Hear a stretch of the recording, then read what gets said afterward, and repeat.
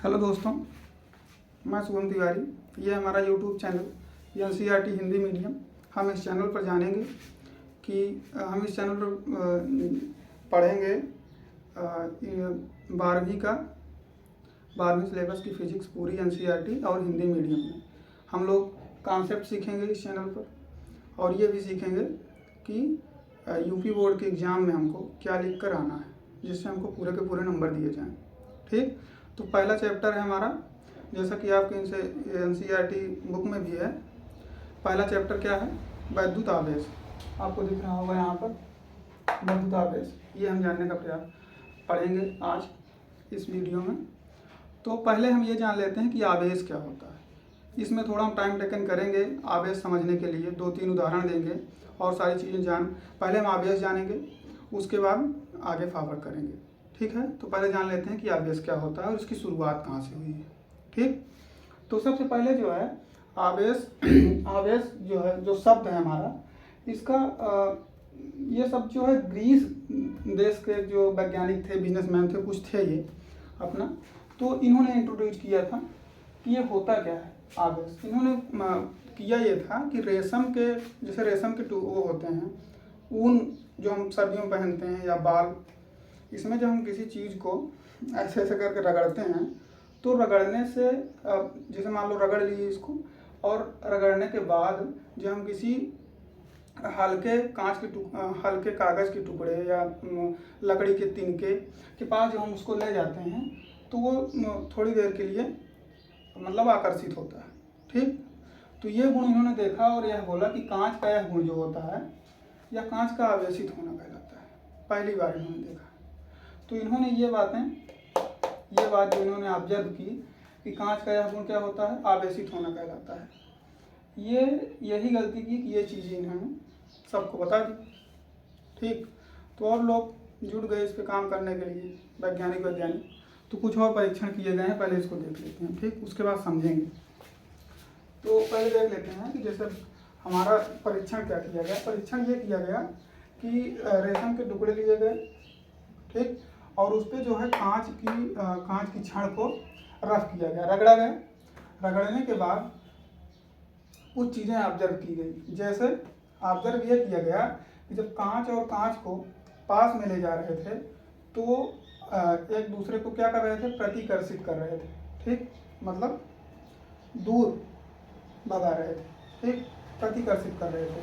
और जब हम कांच और रेशम को पास ले गए, ठीक, तो ये एक दूसरे को आकर्षित कर रहे थे। दो चीज़ें यहाँ पे सामने आई कि पहली चीज तो जो आकर्षण या प्रतिकर्षण हो रहा था, इस गुण को क्या कहा जाता है, कांच का आवेशित होना कहा जाता है। ठीक, और दूसरी चीज़ हम फिर जो परीक्षण में फर्दर परीक्षण किए हम लोग, तो ये हमको पता चला कि ये इसमें दो तरीके के गुण होते हैं। ये आकर्षित भी कर रहा है, जो कोई भी चीज़ आवेशित हो रही है तो उसमें दो का बल जो है आकर्षित भी कर रहा, प्रतिकर्षित भी कर रहा है। ठीक है, तो कुछ निष्कर्ष निकाले गए। जैसे जैसे आवेशित वस्तुएं जो होती हैं वो दो प्रकार की होती हैं। दो प्रकार कौन सी होती हैं? दो प्रकार की होती हैं। इसमें प्रतिकर्षण बल भी होता है और आकर्षण भी बल लग रहा था। ठीक, तो ये चीज़ें ऑब्जर्व की गई, और तो ये जो है फिर बाद में जो है कुछ दिन बाद हमारे अमेरिका के वैज्ञानिक फ्रैंकलिन आए। इन्होंने ये पूरा रिसर्च पेपर जो बना था, इसको पढ़ा ना, तो उसके बाद बताया कि ये जो आकर्षण हो रहा है और जो प्रतिकर्षण हो रहा है, ठीक, इसका मतलब यह हुआ कि जो भी चीज़ें हमारी आवेशित हो रही हैं वो दो तरीके से आवेशित हो रही हैं। तो पहली बार इन्होंने ये दो शब्द जो है इंट्रोड्यूस किए कि ये जैसे ये आवेशित कोई चीज़ हो रही है तो वो दो तरीके से आवेशित हो सकती है। ठीक, पहली चीज़ इन्होंने कहा कि ये धनात्मक तरीके से आवेशित हो सकती है और ऋणात्मक तरीके से आवेशित हो सकती है। फ्रैंकलिन ने पहली बार ये बोला था। तो यहाँ से हमको पता चल गया कि पहली चीज़ क्या पता चली कि जब हम रफ कर रहे थे किसी चीज़ को, मतलब चालक को बालों पर या ऊन के कपड़ों पर, तो वो क्या हो रही थी, आप किसी भी चीज़ को अपनी ओर आकर्षित कर रही थी। ठीक, छोटे टुकड़े, कागज़ के टुकड़े आप घर में भी देख सकते हैं। जैसे आप जो है ऐसे करके पेन लीजिए और पेन को अपने बालों में ऐसे ऐसे रगड़िए, और रगड़ने के बाद जब कागज़ का कोई टुकड़ा हो छोटा उसके पास ऐसे ले जाइएगा, तो वो थोड़ी देर के लिए या आवेशित हो जाती है आपकी पेन, तो वो उसको अपनी ओर आकर्षित कर लेती है। ठीक है, ये देख सकते हैं। इन्होंने बताया कि ये आवेश जो भी चीज़ें आवेशित होती हैं ये दो तरीके से आवेशित हो सकती हैं, धनात्मक और ऋणात्मक तरीके से। ठीक, तो उसके बाद जो है इन्होंने मतलब अपना रिसर्च किया, कुछ और मतलब निष्कर्ष निकाले। ये निष्कर्ष निकाले कि जो है जैसे कोई चीज़ जो है धन आवेशित होती है, तो धन आवेश और धन आवेश जो होते हैं वो एक दूसरे को क्या करते हैं, रिपेल करते हैं, उनके बीच प्रतिकर्षण बल होता है। ठीक, और ऋण आवेश भी एक दूसरे को प्रतिकर्षित करते हैं। मतलब जैसे दो ऋण आवेश रखे हुए हैं तो उनको जब पास हम लेके जाएंगे तो एक दूसरे को क्या करेंगे, दूर फेंकने का प्रयास करेंगे, दूर हटाने का प्रयास करेंगे। उनके बीच जो बल लगेगा वो क्या बल लगेगा, प्रतिकर्षण बल लगेगा। लेकिन धन आवेश और ऋण आवेश के बीच आकर्षण बल लगता है। ठीक, इन्होंने ये बता दिया था। ठीक है, तो ये तो जो अभी हम ये बताएं ये सब फालतू की चीज़ें हैं। अब हम बताएंगे कि वास्तव में ये तो आवेश थोड़ा और समझने का प्रयास करते हैं कि आवेश अगर समझ में नहीं आया हो तो थोड़ा सा समझेंगे कि आवेश होता क्या है। जैसे आप लोगों ने 10th में पढ़ा होगा, 10th में आप लोगों ने केमिस्ट्री के बारे में कुछ तो जानकारी होगी आप लोगों को ना। तो जैसे हम देख लेते हैं, ये सिर्फ कर देते हैं। ठीक है, तो हम ये देखेंगे कि जैसे कोई चीज़ या कोई वस्तु, कोई मेटल आवेशित हो रहा है तो उसका मतलब आवेशित होने का मतलब क्या होता है, क्या रहा है वहाँ पर वास्तव में। किसी चीज़ में आवेश आ जा रहा है, ऋण आवेश, धन आवेश, इसका मतलब आखिर होता क्या है। ठीक है, इसको थोड़ा अच्छे से समझेंगे, उसके बाद हम बताएंगे कि आपको लिखना क्या है आवेश। जैसे आवेश क्वेश्चन आ गया तो आपको लिखना क्या है। ठीक, लेकिन पहले हम समझ लेते हैं कि आवेश, जैसे मान लो एक उदाहरण और लेते हैं। अभी हम आवेश ही सिर्फ समझ रहे हैं, इसको थोड़ा ध्यान से समझेंगे। ठीक, जैसे मान लो एक उदाहरण लेते हैं हम। ठीक, उदाहरण ये लेते हैं, जैसे मान लो हमारा ये तो सब लोग जानते होंगे, ये हो सकता है 10th में ही पढ़े हों, NaCl। ये नमक का जो है रासायनिक सूत्र है। ठीक, तो ये तो हमें पता ही होगा कि Na11 होता है इसका परमाणु क्रमांक। ठीक, तो जैसे इसका जब हम इलेक्ट्रॉनिक विन्यास करते हैं Na का, तो पहली कक्षा में 2 इलेक्ट्रॉन होते हैं और आखिरी कक्षा में कितने इलेक्ट्रॉन होते हैं। इसका इलेक्ट्रॉनिक विन्यास कैसे किया था पता है, लोगों नहीं पता है। जैसे Na है मान लो, ठीक है, Na11, इसका इलेक्ट्रॉनिक विन्यास होता है 2, 8, 8 ऐसे करके जाता है। लेकिन चूंकि यहाँ 11 है तो 2 और 8 मिलकर 10 हो गया, तो यहाँ पर एक ही इलेक्ट्रॉन बचा ना, तो एक ही। ठीक, आखिरी कक्षा में क्या बचते हैं, एक ही इलेक्ट्रॉन बचते हैं। तो जैसे मान लो इसमें 2 इलेक्ट्रॉन पहले सेल में, और दूसरे में कितने आ जाएंगे, 8 आ जाएंगे, 4, 5, 6, 7, 8 आ गए। और सबसे लास्ट वाले कक्षा में कितना इलेक्ट्रॉन बचेगा, 1 इलेक्ट्रॉन बचेगा। ठीक, और यहाँ पे हमारा क्या है, Cl है। मान लो Cl कितना होता है, Cl को समझेंगे कि Cl जो होता है, Cl कितना होता है, Cl 17 होता है। तो जैसे Cl का इलेक्ट्रॉनिक विन्यास क्या होता है, 2, 8 और 7। ठीक, पहली वाली कक्षा में कितने इलेक्ट्रॉन आ जाएंगे बताओ, 2 इलेक्ट्रॉन। ठीक, दूसरी वाली में 8 इलेक्ट्रॉन आएंगे, 1, 2, 3, 4, 5, 6, 7, 8, और लास्ट वाले में कितना आएंगे, 7। ठीक, 7 कर लेते हैं, 1, 2, 3, 4, 5, 6 और 7। ठीक है, तो यहाँ पे जैसे मान लो ये हमारा लास्ट इलेक्ट्रॉन है। ठीक, जब इस पर रफ किए या कुछ भी किए तो जैसे ये इलेक्ट्रॉन जब त्यागता है, ठीक, ये जो परमाणु होते हैं ये अपना ऑक्टल पूरा करने का प्रयास करते हैं। अब ऑक्टल क्या होता है, ऑक्टल का ये मतलब होता है जैसे कोई भी चीज़ जब जो है इलेक्ट्रॉनिक विन्यास जरा समझ लेते हैं। जैसे कोई भी चीज़ होता है, इलेक्ट्रॉनिक कॉन्फ़िगरेशन ये होता है कि वो 2 8 8 करके ऐसे मतलब भरा जाता है। तो वो चाहता है कि हमारी आखिरी कक्षा में 8 ही इलेक्ट्रॉन रहे। ठीक, जैसे अन्य ये चाहता है कि हमारी आखिरी कक्षा में कितने इलेक्ट्रॉन रहें, 8 ही रहें। तो ये बेताब रहता है इसको त्यागने के लिए। ठीक, जैसे मान लो ये इलेक्ट्रॉन ने बाहरी कक्षा वाला इलेक्ट्रॉन त्याग दिया, तो जिसके आखिरी कक्षा में 7 इलेक्ट्रॉन होते हैं वो लेकर के 7 इलेक्ट्रॉन अपना 8 पूरा कर लेगा। और ये जो इसके आखिरी कक्षा में एक बचा हुआ है फालतू वाला, तो इसको त्याग देगा। तो ये भी आखिरी कक्षा में इसके 8 इलेक्ट्रॉन हो जाएंगे और इसके भी आखिरी कक्षा में 8 इलेक्ट्रॉन हो जाएंगे। तो ये क्या हो जाएंगे, स्टेबल हो जाएंगे। ठीक है, तो जैसे ये जैसे जो चीज़ त्यागता है, जैसे आप किसी को धन देते हैं, किसी को ऋण देते हैं। आप अगर मान लो जैसे जमींदार होते थे जो बहुत ज़्यादा धनवान होते थे, किसी चीज़ वो दान देते थे या उधार देते थे, तो जो उधार देता है वो क्या बन जाता है, धनवान बन जाता है। ठीक, और जो ऋण लेता है वो क्या बन जाता है, गरीब बन जाता है। जो भी उधार लेता है वो क्या होता है, वो तो गरीब ही होता है ना। जो गरीब होता है वही उधार लेता है। तो ऐसे समझेंगे कि ये क्या हो जाएगा,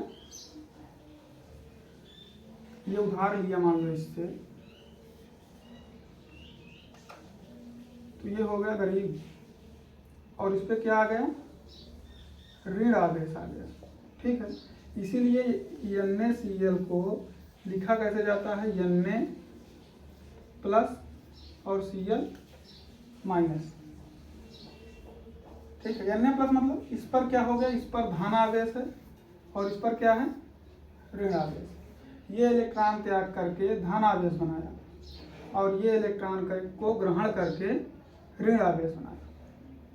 ठीक, तो ये चीज़ हम इसे नोट कर लिए होंगे आप लोग। वीडियो पॉज करके नोट कर लेना ये चीज़ हम अब नोट में कुछ चीज़ लिख देते हैं। जैसे जो चीज़ें आपको नोट करनी है, ठीक है, नोट में ये लिखेंगे नंबर 1 पे कि इलेक्ट्रॉन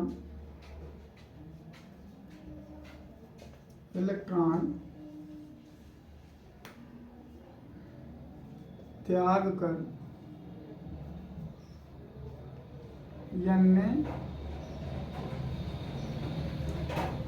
Na पॉजिटिव बनाता है। ठीक, नंबर 2 पे क्या लिखेंगे कि इलेक्ट्रॉन ग्रहण करके Cl निगेटिव बनाता है। तो ये चीज़ हम याद रखेंगे। कोई भी एलिमेंट है, चाहे सोडियम हो चाहे जो, कोई भी एलिमेंट है, अगर वो इलेक्ट्रॉन त्यागता है तो वो पॉजिटिव बनाएगा और इलेक्ट्रॉन ग्रहण करता है तो वो निगेटिव बनाएगा। निगेटिव मतलब निगेटिव आवेश आ गया इस पर। ठीक है, ये क्या हो गया, पॉजिटिव आवेश। तो इससे आपको कुछ आइडिया लगा होगा कि वास्तव में मतलब आवेश क्या होता है। ठीक है, अब आवेश के बारे में हम कुछ चीज़ जानेंगे। जैसे मान लो हमसे पूछ लिया गया कि हमारे मान लो यूपी बोर्ड के एग्जाम में एक क्वेश्चन आ गया कि आवेश क्या होता है। मान लो इसे पूछ लिया, 2-3 नंबर में क्वेश्चन पूछ लिया, एक क्वेश्चन मान लो ऐसे पूछ लिया, पुट कर लिया उसने यूपी बोर्ड के एग्जाम में कि आवेश क्या होता है।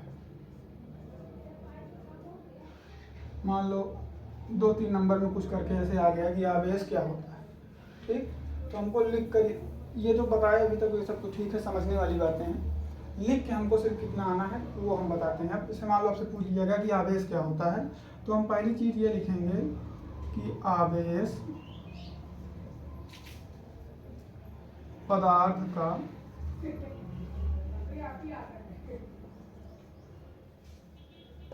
भौतिक गुण होता है।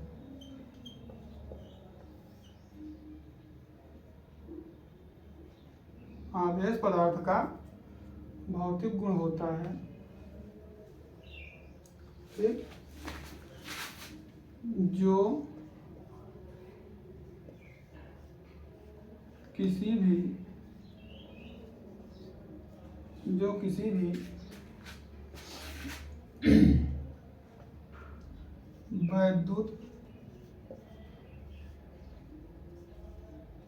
वैद्युत क्षेत्र में ले जाने पर बल का अनुभव करता है, बल का अनुभव करता है। अब ये चीज़ अब नई चीज़ आप लोगों को भी बताएगी, वैद्युत क्षेत्र क्या हो, वैद्युत क्षेत्र, ठीक है। ये हम बताएंगे अगले वीडियो में, ऐसी वीडियो हो सकता है हो जाए। वैद्युत क्षेत्र के बारे में परेशान मत होइए, ये हम बता देंगे वैद्युत क्षेत्र होता क्या है आखिर, ठीक है। तो हमको सिर्फ इतना लिखना है कि आवेश पदार्थ का भौतिक गुण है जो किसी भी वैद्युत क्षेत्र में ले जाने पर क्या अनुभव करता है, बल का अनुभव करता है वो, ठीक है। और इसके बारे में चीज़ जान लेते हैं कैसे। ये तो मान लो पहली चीज़ हम इसका लिख दिए परिभाषा। दूसरी चीज़ लिखना है कि आवेश का मात्रक कूलाम होता है।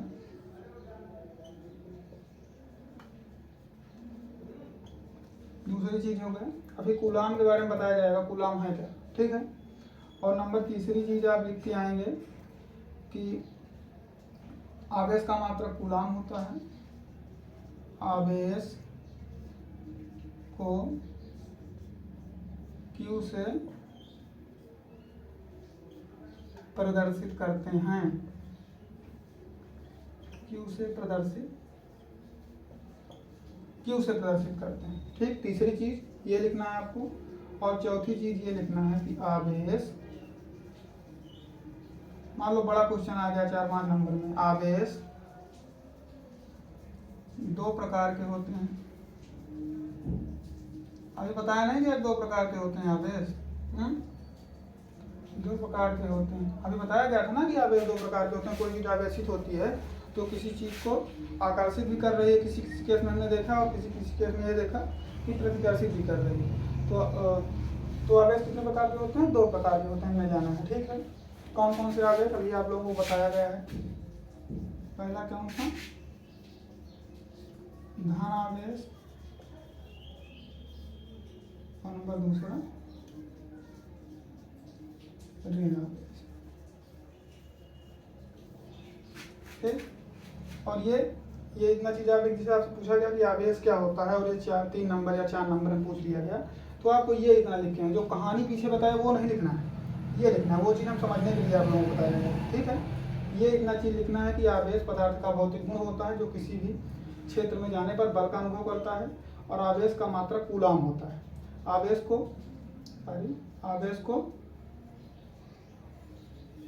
को Q से प्रदर्शित करते हैं। आवेश 2 प्रकार के होते हैं, धन आवेश और ऋण आवेश, ठीक। इतना आपको लिखना है, और एक फिगर बना देना है, ठीक। फिगर फिजिक्स में बहुत ज़्यादा जरूरी होता है। अगर फिगर आप बना रहे हैं, ये चीज़ें कुछ कम भी लिखते हैं तब भी आपको नंबर वो पूरा का पूरा दे दिया जाएगा। जैसे धन आवेश होता है, इसका फिगर ऐसे बनाएंगे हम। इसमें जो वैद्युत क्षेत्र रेखाएं होती हैं उसको आपको बाहर की ओर दिखाना होता है। हम बताएंगे वैद्युत क्षेत्र क्या होता है। उसमें ये जो फिगर है इसको और अच्छे तरीके से समझा जाएगा। इसमें जैसे धन आवेश जो है, इसमें से क्या निकलती हैं, वैद्युत क्षेत्र रेखाएं जो निकलती हैं वो बाहर की ओर निकलती हैं, और जो निगेटिव चार्ज हमारा होता है उसमें वैद्युत क्षेत्र रेखाएं जो होती हैं वो कहाँ जाती, वो अंदर की हो जाती है, ठीक। ऐसे अंदर की ओर तीर लगा देंगे। आपसे अगर पूछ लिया गया कि वैद्युत आवेश क्या होता है, तो आपको सिर्फ इतना लिख करके चलाना है। ये लिख देंगे, आपको पूरा का पूरा नंबर दे दिया जाएगा, इसमें कोई शक नहीं, ठीक है। तो अब हम बात करेंगे कि सबसे बड़ी चीज़ की आवेश का मात्रक क्या होता है, कूलाम होता है। तो कूलाम क्या है, ठीक है, इसके बारे में बात करेंगे। तो अगर हम लोगों ने आवेश तो समझ ही लिया है, ठीक है।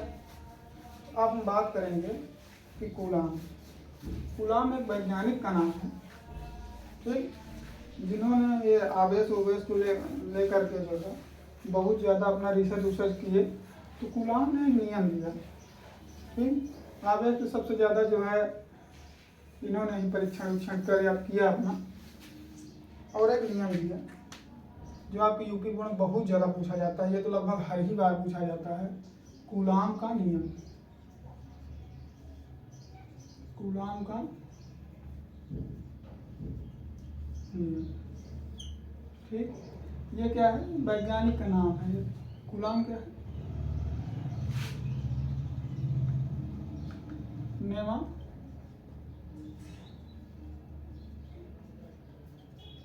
नेम ऑफ साइंटिस्ट, ये एक वैज्ञानिक का नाम है कूलाम। इन्होंने अपना नियम दिया है किसके, जो है आवेश के लिए दिया। ठीक है, जो आवेश अभी हम लोगों ने थोड़ा समझा है, अभी आगे और धीरे धीरे क्लियर होगा कि आवेश होता क्या है। ठीक, किससे प्रदर्शित करते हैं, फिर पीछे हमने क्या बताया था आपको, क्यू से प्रदर्शित करते हैं। तो कूलाम ने यही बताया था कि जैसे मान लो आपके दो आवेश हैं Q1 एंड Q2। ठीक, इनके बीच मान लो कुछ दूरी है R है। ठीक, तो इनके बीच जो भी बताया नहीं गया था कि इनके बीच कुछ ना कुछ बल लगता है, फोर्स लगता है। ये रिपेल करेंगे, या तो रिपेल करेंगे, या तो अट्रैक्ट करेंगे, मतलब या तो प्रतिकर्षित करेंगे या आकर्षित करेंगे एक दूसरे को। तो कैसे करेंगे, कितना करेंगे और कितना बल लगेगा इसमें, इन्होंने इसको जो है अच्छे से बताया था। चलो हम देखते हैं इन्होंने बताया क्या था। कूलाम ने पहली चीज़ ये बताई थी कि मान लो कोई आवेश, मान लो एक Q1 है और दूसरा आवेश Q2 है, तो इनके बीच, अगर इनके बीच की दूरी R है, तो इनके बीच जो फोर्स लगेगा, क्या लगेगा, मान लो जो भी फोर्स लग रहा हो, फोर्स अभी के लिए हम F मान लेते हैं, तो जो भी फोर्स लगेगा वो फोर्स डायरेक्टली प्रोपोर्शनल होगा Q1 एंड Q2 के मल्टीपल्स गुणा। पहली चीज़ ये बताई थी, ये पहला नियम था। ठीक, और दूसरा इन्होंने ये बताया कि यह जो है वो डायरेक्टली प्रोपोर्शनल होगा 1/r²। ठीक, r² मतलब बीच की दूरी से, ये नियम बताया गया था ये। ठीक है, अब इसमें ये समझेंगे कि ये क्या है, इसको बोला जाता है अनुक्रमानुपाती। क्या होता है अनुक्रमानुपाती, मतलब F अनुक्रमानुपाती Q1 मल्टीपल Q2। ठीक, और यह जो होता है वो किसके अनुक्रमानुपाती होता है, 1/r² के होता है। इन्होंने बस यही दो चीज़ें बताई थी। और इसके बाद ये दोनों जैसे मान लो समीकरण, मान लो ये 1 हो गया, समीकरण 2 हो गया, तो मान लो इस दोनों को हम अगर जो है एक साथ जो है अरेंज करना चाहें तो क्या लिख सकते हैं, F is directly proportional to Q1 Q2/r²। ठीक, ये इन्होंने नियम दिया था। ठीक, तो जैसे हम लोग फिजिक्स में, हो सकता है आप लोगों ने पढ़ा हुआ हो या ना भी पढ़ा हुआ हो, तो हम बता दे रहे हैं। जैसे फिजिक्स में आगे ही बहुत इसका काम आएगा। जैसे कहीं भी अगर ये लगा हुआ है ऐसे करके, ठीक है, ऐसे अनुक्रमानुपाती का चिन्ह लगा हुआ है, इसको क्या बोलते हैं, अनुक्रमानुपाती। तो अनुक्रमानुपाती मतलब ये होता है कि जैसे मान लो हम F को, जैसे मान लो Q1 और Q2 की जो भी वैल्यू है, अगर Q1 Q2 की वैल्यू हम बढ़ा रहे हैं, ठीक, ऊपर जो ऊपर फ्रैक्शन में जो ऊपर है इसकी वैल्यू अगर हम बढ़ा रहे हैं तो F की वैल्यू क्या होगी, बढ़ेगी।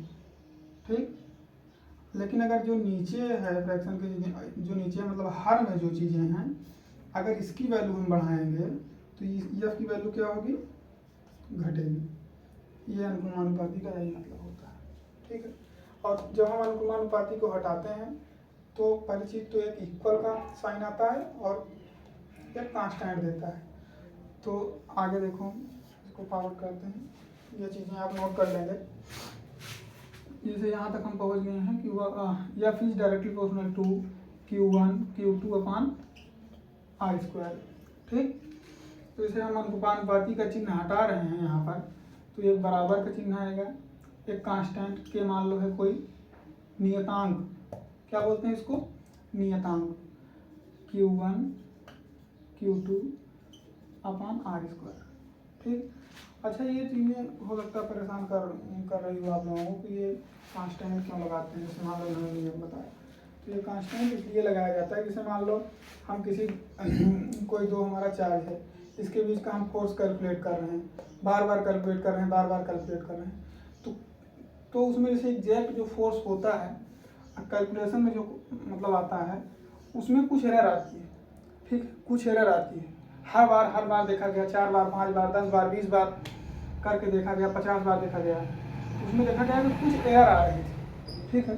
तो जो एरर आ रही होती है उसमें, अब मान लो एरर सेम आ रही है, बार बार कर रहे हैं, बार एरर सेम आ रही है, मतलब जो एक मैथमेटिकली हमने कैलकुलेट किया और जो ऑब्जर्वेशन से कैलकुलेट किया गया फोर्स, ठीक।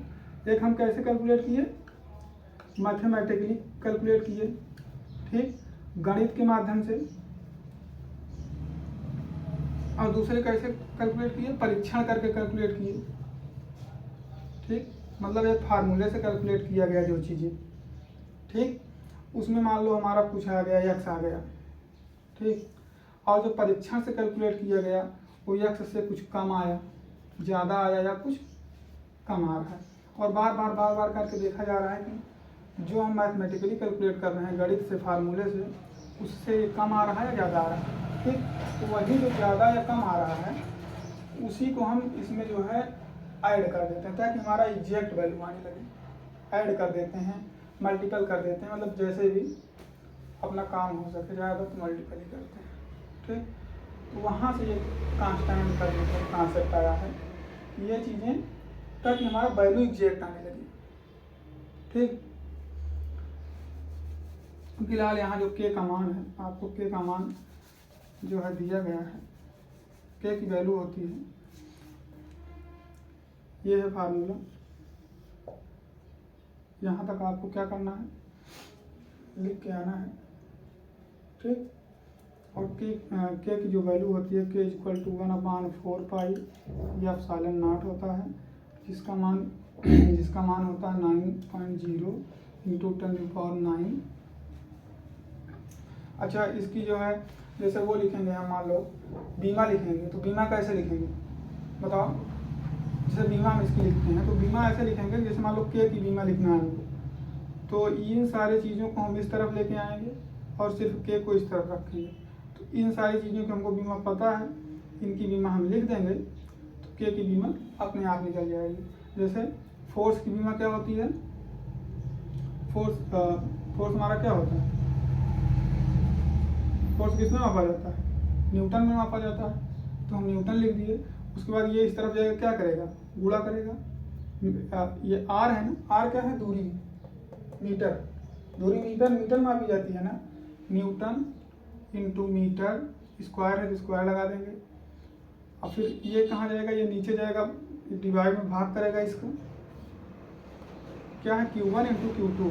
Q1 का क्या अभी बताए थे मात्रक क्या होता है, कूलाम, और ये क्या होता है, ये भी कूलाम है, newton metre into coulomb square, ये दो हो गया ना, coulomb into coulomb, coulomb square, ये इसकी में होती है, क्या कि ये वैल्यू होती है। ये वैल्यू आपको याद रखनी है। वैसे जब एग्जाम देने जाएंगे, मान लो इससे संबंधित कोई भी क्वेश्चन आ रहा हो, तो ये 1/4 पाई एप्सिलॉन नॉट का मान दिया रहता है। इसमें ये एप्सिलॉन नॉट जो होती है, इसको बोला जाता है वैद्युत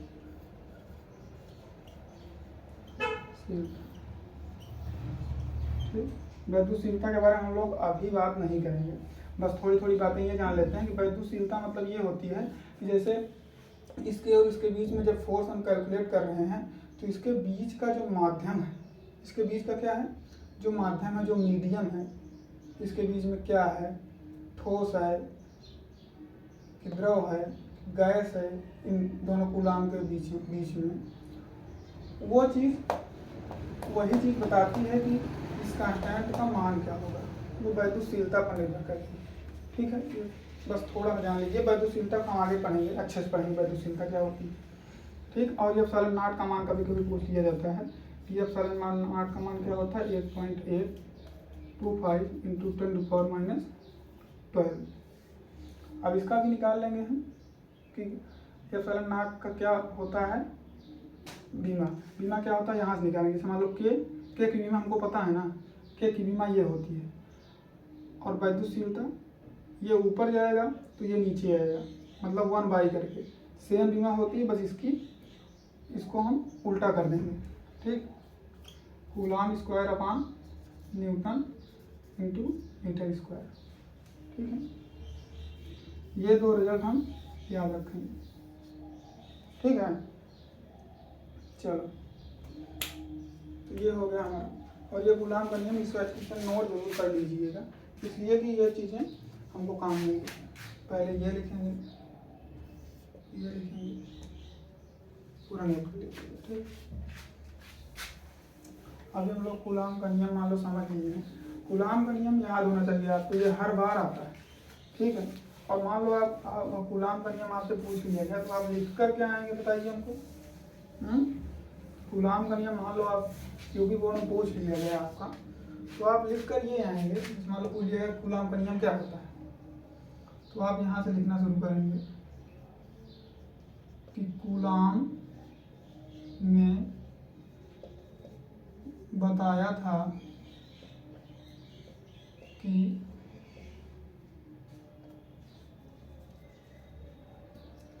पहला क्या लिखेंगे, दो बिंदु आवेश के बीच लगने वाला बल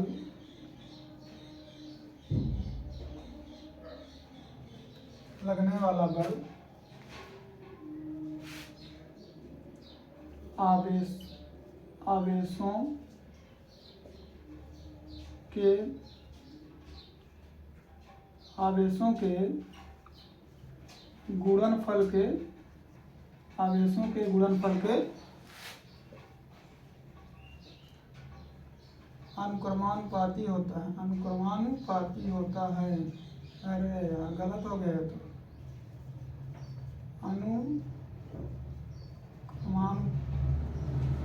अनुक्रमानुपाती होता है। इतना बड़ा शब्द है ये हिंदी का, अनुक्रमानुपाती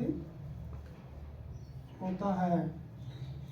ठीक, पहली चीज़ ये बताइए, ये चीज़ लिखेंगे, उसके बाद जस्ट ऐसे लिख देंगे, या फिर directly proportional to Q1 into Q2, equation 1।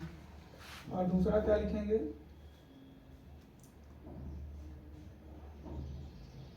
कि आवेशों के बीच,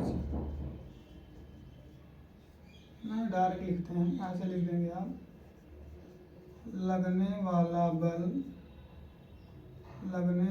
बल आवेशों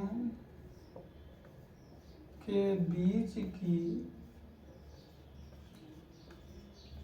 दूरी के वर्ग के व्युत्क्रमानुपाती होता है।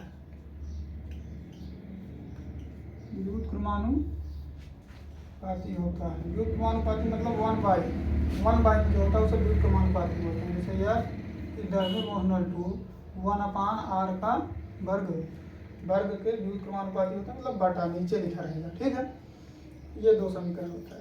ये दो चीज़ आप लिखेंगे, इसे फट से नोट कर लीजिए।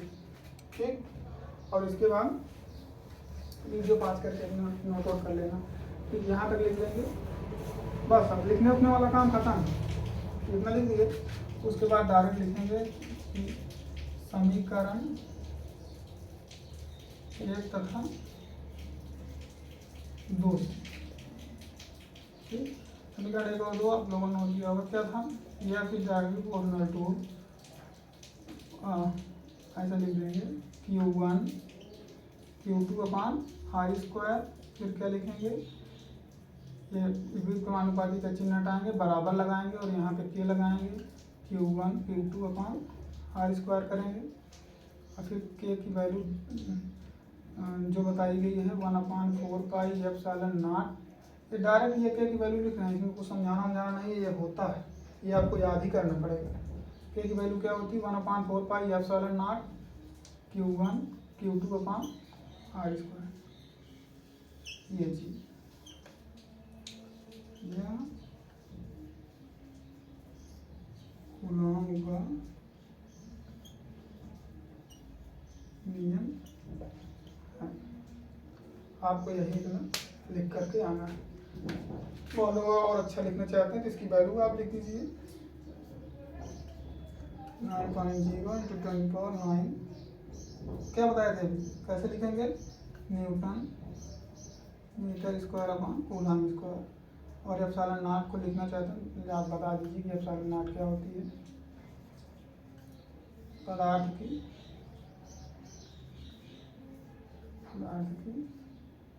या माध्यम की, जो भी लिख रहे हैं, वैद्युत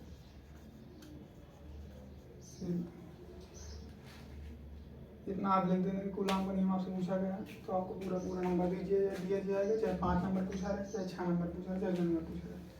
ठीक, अब जैसे कूलम का जो नियम दिया गया है इस पर कुछ न्यूमेरिकल हम हल कर लेते हैं। कभी कभी पूछ लिया जाता है कि न्यूमेरिकल, आप एक आइडिया लग जाएगा कि न्यूमेरिकल कैसे हल किया जाता है, आखिर इसका जो फोर्स लग रहा है। मान लो जैसे क्वेश्चन आ गया, एक प्रश्न यहाँ पूछा गया है, प्रश्न क्या है, तो गलत हो जा रहा है। प्रश्न क्या है, हिंदी में आप पढ़ाने की आदत नहीं ना हमारी, हिंदी पढ़ा रहे हैं आप लोगों के लिए, यूपी बोर्ड के लिए, ताकि आप अच्छे से स्कोर करके आओ। प्रश्न ये है, मान लो जैसे कोई प्रश्न पूछ लिया गया कि आवेश, छोड़ो लिखते नहीं, ऐसे प्रश्न मान लो, ये मान लो कोई क्या है, ये कोई स्क्वायर है, मतलब वर्ग है, वर्ग मतलब चारों इसकी जो भुजाएं होती हैं वो बराबर होती हैं। मान लो हमने भुजाएं को बोल दिया कि ये 1 मीटर है, नहीं 1 मीटर तो नहीं बोल सकते, बहुत ज़्यादा दूरी हो जाएगी। चलो मान लो यूनिट मान लेते हैं इसका, 1 यूनिट 1 यूनिट 1 यूनिट 1 यूनिट, चारों बराबर होंगी। ठीक, इस पर मान लो आवेश रख दिए गए हमारे प्लस क्यू माइनस क्यू। ठीक, इसमें मान लो 4 आवेश रख दिए गए। अच्छा, जब हम आवेश आप लोगों को लिखवा रहे थे तो उसमें एक चीज़ हमसे छूट गया था, ये चीज़ जरूर लिख दीजिएगा कि आवेश वाला जो पूछा गया है कि आवेश क्या होता है, उसमें ये चीज़ हम भूल गए थे, आवेश क्या होता है, इसमें ये चीज़ जरूर लिख दोगे कि जो पहली चीज़ ये लिखोगे, जो धन आवेश होते हैं और धन आवेश क्या करते हैं, दूसरे को प्रतिकर्षित करते हैं। और दूसरा लिख दोगे ऋण और ऋण आवेश क्या करते हैं, ये भी प्रतिकर्षित करते हैं। और तीसरा लिख दोगे कि धन और ऋण आवेश हैं तो ये क्या करेंगे, आकर्षित करेंगे। ठीक है, ये चीज़ जरूर लिख दोगे। ठीक है, चलो अभी देखते हैं क्या करते हैं। जैसे मान लो ये क्वेश्चन पूछ लिया गया कि जो है ऐसे कोई स्क्वायर दिया गया है और चारों पे रख दिया गया है, और पूछ लिया गया कि ये मान लो ए है, बी है, सी है और डी है। ठीक, इसके बीच पूछा गया, मान लो इसे पूछ लिया गया कि बी पर एफ बी निकालिए यार, बी पर कितना फोर्स लग रहा है, इन तीनों के कारण बी पर कितना फोर्स लग रहा है। ठीक, तो अभी हम थोड़ा समझेंगे, इसी के माध्यम समझ लेंगे कि ओरिएंटेशन क्या होता है। जैसे देखो, जैसे आप यहाँ समझिए, ये ऋण आवेश है, ये धन आवेश है, तो इसके बीच में क्या होगा, कौन सा बल लगेगा, एक दूसरे को आकर्षित करेंगे ना, आकर्षित करेंगे। तो इस पर बल हमको लगाना है, इस पर नहीं लगाना है। हम तीनों से इस पर देखेंगे कितना बल लग रहा है, तीनों से देखेंगे। जैसे मान लो ये यहाँ से मिटा देते हैं इसको और इसको थोड़ा सा बड़ा बना लेते हैं। ठीक है, इसे अच्छे से समझिएगा, ये क्वेश्चन आपको समझ में आ गया तो आप बहुत सारे क्वेश्चन इसके लगा सकते हैं, अच्छे हो सकता है क्वेश्चन पूछ लीजिए। IIT तक में क्वेश्चन इससे आते हैं। ये चीज़ हम समझेंगे कि इस पर फोर्स जो लग रहा है ये कैसे लगेगा और सॉल्व कैसे करेंगे। जैसे मान लो ये आपका माइनस क्यू, ये प्लस क्यू था, लेकिन ये प्लस क्यू था, ये प्लस क्यू था, ये माइनस क्यू है और ये भी माइनस क्यू है। मान लो ये आपका ये है, बी है, सी है और डी। तो हमको निकालना है कि एफ बी जो है यह निकालना है। तो हम तीनों फोर्स, जैसे मान लो क्वेश्चन आपसे पूछ लिया गया, इस पर पूछ लिया गया, इस पर तो हम ये देखेंगे कि जिस पर ये फोर्स पूछ रहा है, हम ये देखेंगे कि इस आवेश से कितना बल इस पर लग रहा है, इस आवेश से इस पर कितना बल लग रहा है और इस आवेश से इस पर कितना बल लग रहा है। ठीक है, तीनों आवेश से हम देखेंगे कौन से कितना बल लग रहा है। ठीक, मान लो इससे हम मान लीजिए कि F1 लग रहा है, इससे F2 और इससे कितना लग रहा है, F3 लग रहा है। ठीक, तो अब हम यहाँ देखेंगे कि जैसे Q1 प्लस है, ये माइनस है, तो इसके बीच में क्या होगा, अट्रैक्ट करेगा एक दूसरे को ना। मान लो ये तीनों स्टेबल कर दिए गए, सिर्फ ये मूवेबल है, यही मूव कर सकता है, तो ये किस तरफ जाएगा, ये इस तरफ जाएगा।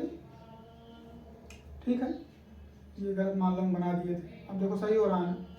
और ये माइनस है, ये प्लस है, तो ये किस तरफ खींचेगा, ये इस तरफ खींचेगा ना। माइनस प्लस में क्या होता है, माइनस और प्लस में क्या होता है, आकर्षण होता है ना। तो ये किस तरफ आएगा, इस तरफ आएगा, इस तरफ आ रहा है। और ये माइनस है, ये माइनस है, तो ये क्या प्रयास करेगा, इसको दूर धकेलने का प्रयास करेगा। माइनस माइनस में प्रतिकर्षण बल लगता है ना, तो इसको दूर भगाने का प्रयास करेगा, मतलब इसमें ऐसे ही बल लगेगा। लेकिन जैसे हम ऐसे थोड़ी कैलकुलेट कर सकते हैं, जैसे मान लो हम टोटल एफ मान लो हम निकालना चाहें, एफ टोटल क्या करेंगे, F1 plus F2 plus F3। लेकिन ये चीज़ हम तभी कर सकते हैं जब F1 F2 और F3 ये तीनों एक ही रेखा में रहे ना, ये तो अलग अलग रेखा में है, तो हम इसको एक रेखा में करने का प्रयास करेंगे। ठीक है, जैसे मान लो ये आपका स्क्वायर है, बता दिया गया था, तो स्क्वायर के बीच में कितना एंगल बनाता है, ये 90 का हो, और ये ठीक बीच में से खींचा गया जो आपका ये लाइन, तो ये कितने में डिवाइड करेंगे, 45 में डिवाइड करेगी आपकी। ये एंगल कितना हो गया 45, ये भी कितना हो गया 45। ठीक, और ये कितना बल लग रहा है आपका, F लग रहा है, और ये एंगल मान लो 45 है, और ये एंगल भी आपका 45 है। तो ये फोर्स जो इधर F लग रहा है, तो ये इस लाइन पर कितना लगेगा, F cos थीटा लगता है। क्या लगता है, यहाँ जो भी थीटा रहेगा, ये सीधे पे F रहेगा, तो यहाँ पे F cos थीटा लगता है, और ऊपर F sin थीटा लगता है। कैसे, इसे समझ लेते हैं, ये चीज़ काम देगा। ठीक है, ये देख लेते हैं कि ये एंगल, जैसे मान लो कोई एंगल है, ऐसे मान लो। ठीक, ये चीज़ याद रखना, ये थीटा है, ये मान लो यहाँ तक है। ठीक, ये यहाँ तक मान लो ये दूरी दी हुई है, ये दूरी कितनी है, मान लो r। ठीक, तो ये कितनी होगी, ये होगी r cos थीटा, जिसपे ये थीटा फॉल कर रहा है, जिसपे थीटा क्या कर रहा है, थीटा जिसपे फॉल कर रहा है वो cos थीटा होगा, r cos थीटा होगा। और जिसपे थीटा नहीं फॉल कर रहा है वो क्या होगा, r sin थीटा। ये चीज़ समझिए, ये चीज़ याद रखेंगे। जिसपे थीटा इसको पाइथागोरस से आप देख सकते हो, आ जाएगा आराम से।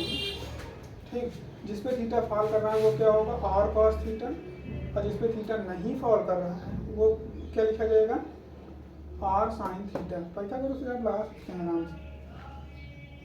ठीक, देख लेना इसे। लेकिन ये चीज़ याद रखना कि थीटा जिसपे फॉल कर रहा है वो r cos थीटा होगा। जैसे यह मान लो ये है, तो यह फॉल थीटा फॉल किस पे कर रहा है, इस पे कर रहा है, तो यहाँ पे F3 क्या हो जाएगा, F3 जो है इस पे फॉल कर रहा है, ये क्या हो जाएगा, F3 cos 45, और F1 क्या हो जाएगा, F1 cos 45।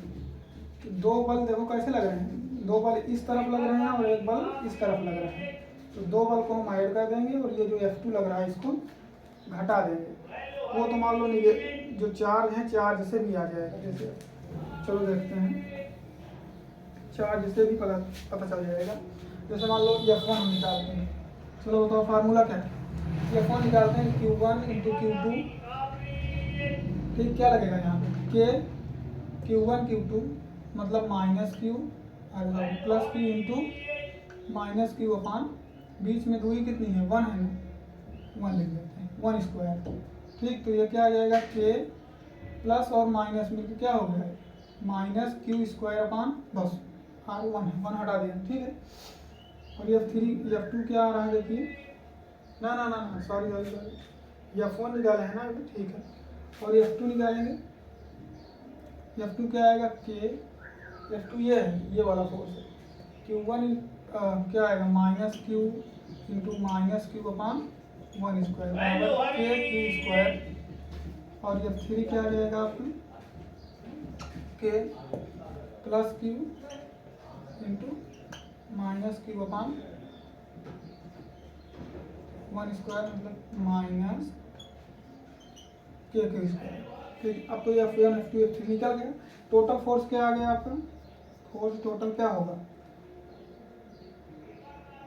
ये फोर्स लग रहा है टोटल, ध्यान देना ये फॉल कर रहा है। एक लाइन फोर्स जब जोड़ा जाएगा आपका तो किसी एक लाइन में होना चाहिए फोर्स, तभी जोड़ा जा सकता है, ये चीज़ विशेष करके ध्यान देना। ठीक है, एक ही लाइन फोर्स, ये ऐसे नहीं कि यहाँ फोर्स जोड़ देंगे। अरे भाई तू खुद ही सोचे, ऐसा रस्सी लेके खींचोगे तो ये मान लो यहाँ पर कोई पत्थर रखा हुआ है, कोई पिन है, आप यहाँ से जो है एक रस्सी लगा के ऐसे खींचें और इसको ऐसे खींचें तो आएगा तो इधर ही है, ऐसा थोड़ी है टूट के अलग अलग हो जाएगा। हाई वही कॉन्सेप्ट है, एक ही लाइन फोर्स कैलकुलेट करेंगे। फोर्स कौन कौन सा है, F1 cos 45 है प्लस F2 तो F2 ही है मान लो, उसी लाइन में वो था। और F3 क्या है, F3 भी cos 45 है। ठीक, तो F1 की वैल्यू क्या है अभी निकालें हैं, minus K Q square into cos 45 कितना होता है 1/√2 प्लस F2 की वैल्यू कितनी आई है के क्यू स्क्वायर प्लस F3 कितना है, माइनस में है, माइनस लिख दीजिए, minus K Q square to cos 45 की वैल्यू 1/√2। ठीक, अब इसको ऐड कर लेते हैं। अगर जैसे मान लो ये हम कॉमन ले लिए तो क्या है के क्यू स्क्वायर, बस इसको कॉमन लेके आप लिख लेंगे। यहाँ मेरा ये चूक गया के क्यू स्क्वायर क्या गया कॉमन 1/√2 माइनस प्लस 1 माइनस 1/, बाद इसकी वैल्यू कैलकुलेट कर लीजिए, ये आपका F टोटल है। ठीक, आपको इस तरह का सवाल दी गई तो आप यही करेंगे कि पहले ये जैसे किसी एक पर आपको मान लो फोर्स पूछ लिया गया कि इस पे फोर्स बताइए, या इस पे फोर्स कितना लग रहा है, इस पे फोर्स कितना लग रहा है। ये ट्राइंगल भी हो सकता है, ये ट्राइंगल भी हो सकता है आपका। ठीक है, मान लो कोई ऐसे करके दिया रहे तो उसमें कुछ ना कुछ बताया रहेगा कौन सा ट्राइंगल है, ये एंगल कितना है, ये एंगल कितना, कुछ ना कुछ बताया रहेगा कि ये समचतुर्भुज है। ठीक है, समकोण है, या कुछ बताया रहेगा उसमें। जैसे इसमें वर्ग बता दिया था तो हम लोग जान लिए कि ये 90 होता है, वर्ग में तो 90 होता है, और इसका आधा आधा करेंगे तो ये 45 करके हो जाएगा ज्योमेट्री। थोड़ी ज्योमेट्री आपको आनी चाहिए। ठीक है, तो कुछ ना कुछ वो बताया रहेगा जिससे आप लगा सकते। ठीक है, तो नेक्स्ट लेक्चर में हम समझेंगे कि वैद्युत क्षेत्र क्या होता है। फिलहाल इतना आप लोगों के लिए है, इसे रिवीजन कर लीजिए और हमें कमेंट करिए कि आपको क्या नहीं समझ में आया या क्या हम और बेहतर कर सकते हैं, क्या हमने गलती की। ठीक है, आप कमेंट में बताइए, बेशक बताइए, हम सुधार करने का प्रयास करेंगे। और इस चैनल पर बने रहिए, आपको पूरी की पूरी फिजिक्स का मटेरियल यहाँ पर दिया जाएगा, क्या लिखा रहेगा, कैसे लिखा रहेगा, न्यूमेरिकल सब कुछ बताया जाएगा। ठीक है, थैंक यू।